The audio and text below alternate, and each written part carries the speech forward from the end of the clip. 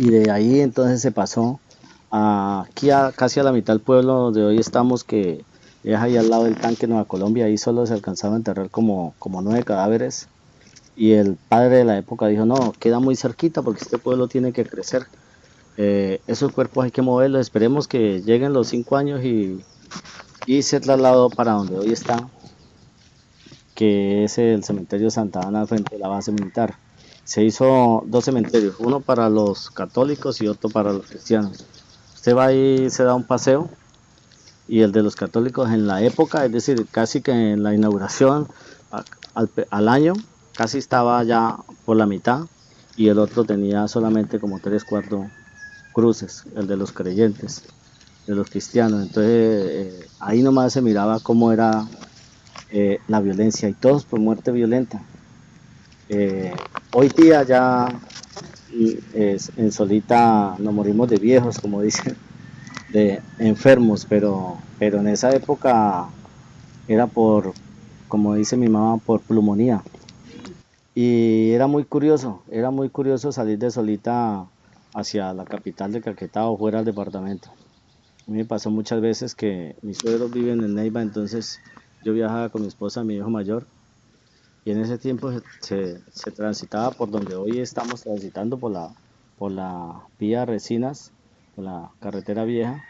Y en Resinas había un retén, una base militar, y allá entonces lo paraban a uno a la hora que llegara. Había una requisa normal. Casi siempre nosotros viajábamos en la noche.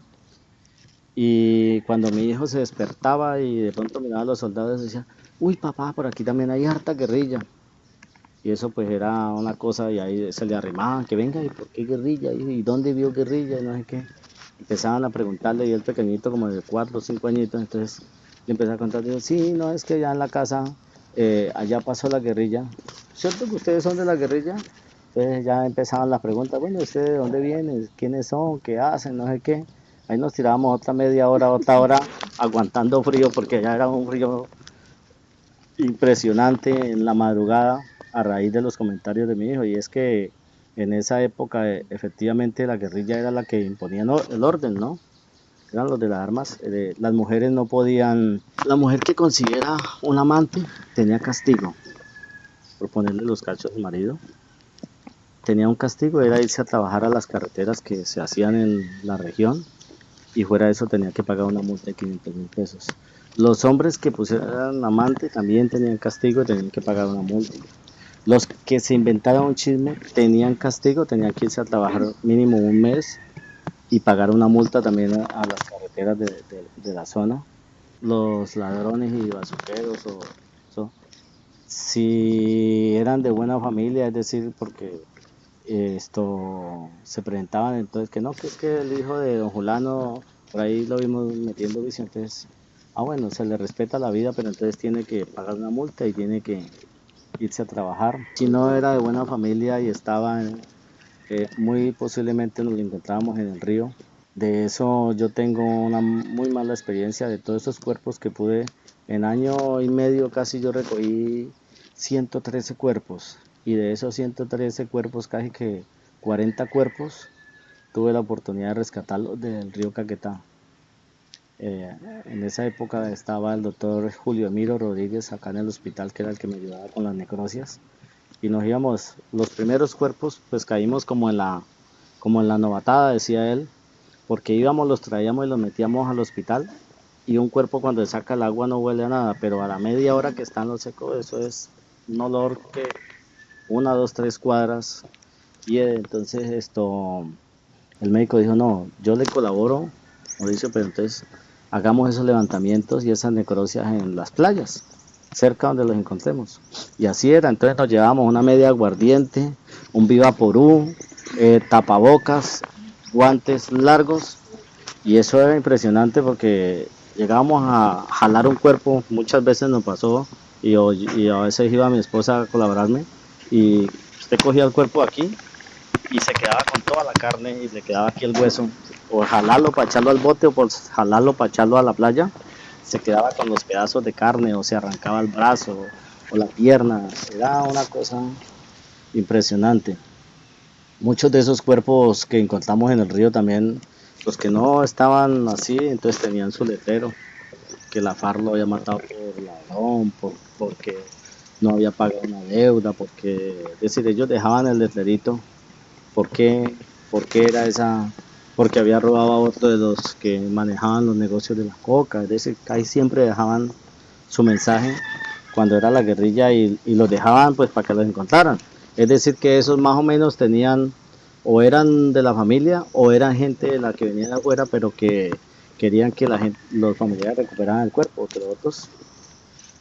Y los muchachos que los narcos entrenaban a esos fueron más sanguinarios porque esos muchachos, si alguien caía en manos de ellos, lo que hacían era que, si era para desaparecerlo y no dejarlo aquí en el casco urbano o en ningún lado, entonces los cogían, los echaban a un bote, los rajaban, les echaban tierra, les abrían aquí a los lados, les amarraban, cogían galones de 5 timbos de 5 galones, les quitaban las tapas, los llenaban de tierra, los amarraban y los tiraban en las partes más profundas del río Caquetá de la quebrada La Solita. Entonces, usted un cuerpo de esos lo encontraba por ahí a los 15, 20 días, aparecían pedazos. Porque yo no sé por qué el cuerpo humano, es decir, flota después de determinado tiempo, entonces nos aparecían pedazos de cuerpos. Eso fue una época supremamente violenta y lo peor de eso es que nos acostumbramos, nos acostumbramos a vivir con eso. Es decir, uno escuchaba fácilmente al vecino o a la gente decir, no, por algo lo mataron. ¿Quién sabe en qué se metió? ¿Quién sabe qué hizo? Es decir, sabíamos justificar esa violencia y era como normal vivirla y que estuviera como en el ambiente. Yo en el 99 nosotros nos hicieron un consejo de guerra a la administración de esa época, siendo alcalde Norberto Valencia Criollo, el alcalde, un comandante llamado Wilfredo, decidió que al alcalde y a todos los funcionarios había que hacerle un consejo de guerra, entonces nos llevaron a una vereda que se llama Bombonal, aquí en Putumayo, y allí el tipo, antes de nosotros llegar, se había llevado a todas las juntas directivas de las juntas de acción comunal, a los directivos de la junta de acción comunal, ya los tenía ya.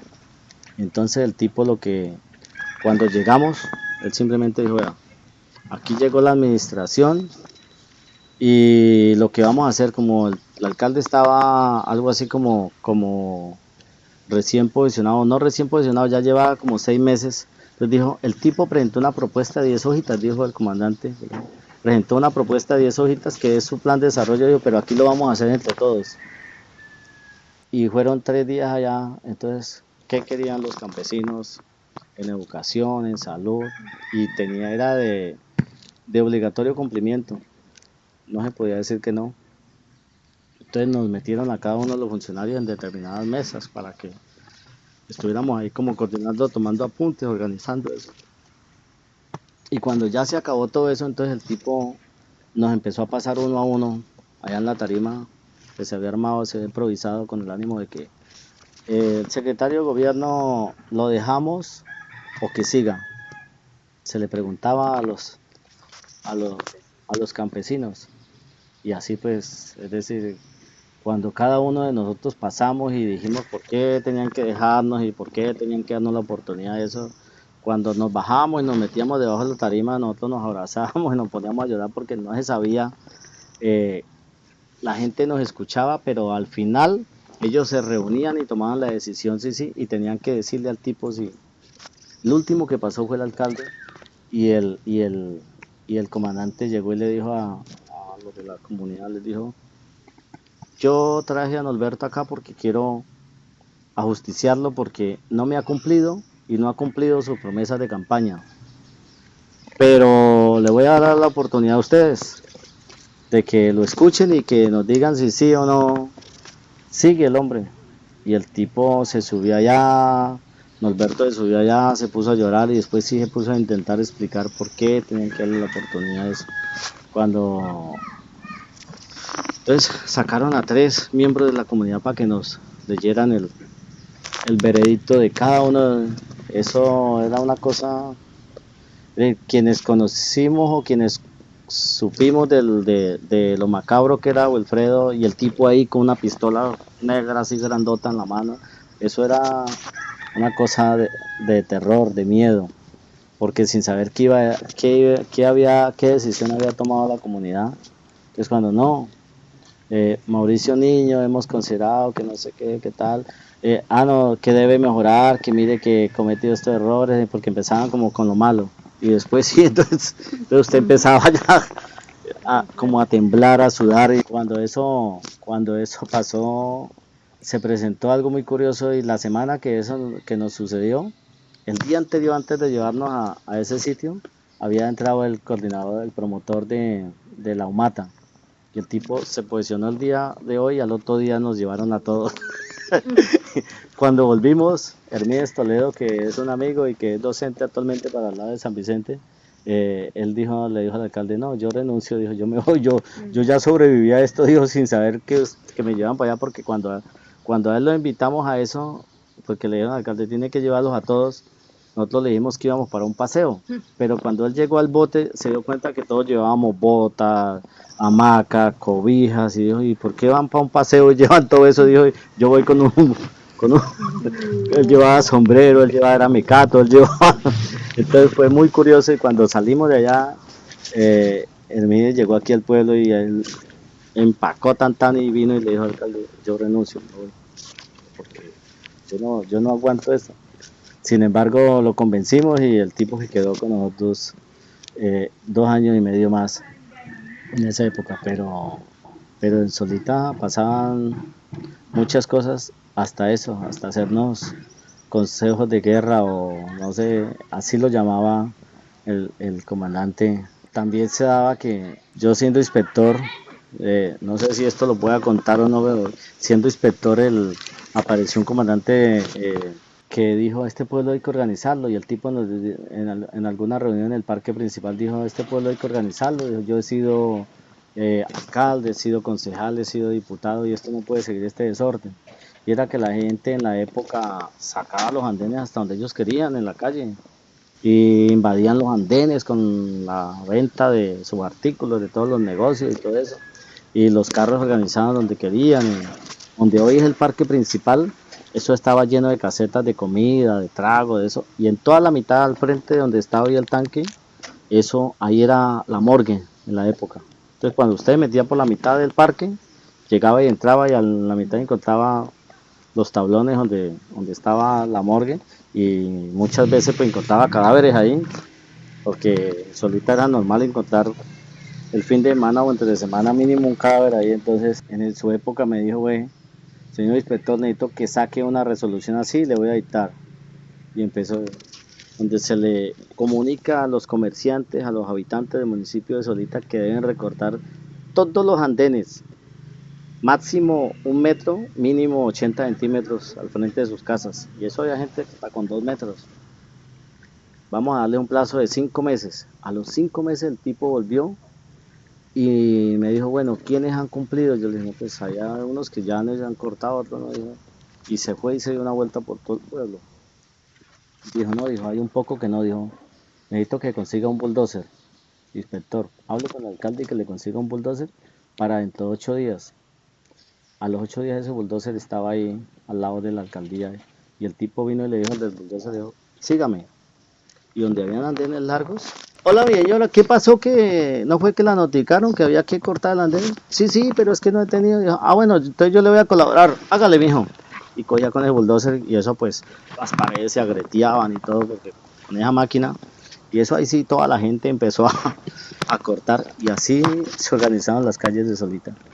Con el tipo, pues dice uno a la fuerza eso, pero y la galería donde hoy está actualmente se pasó porque el tipo me dijo, no, esto está desorganizado, tenemos que llevarla a otro sitio. Donde hoy está, eso era un filo.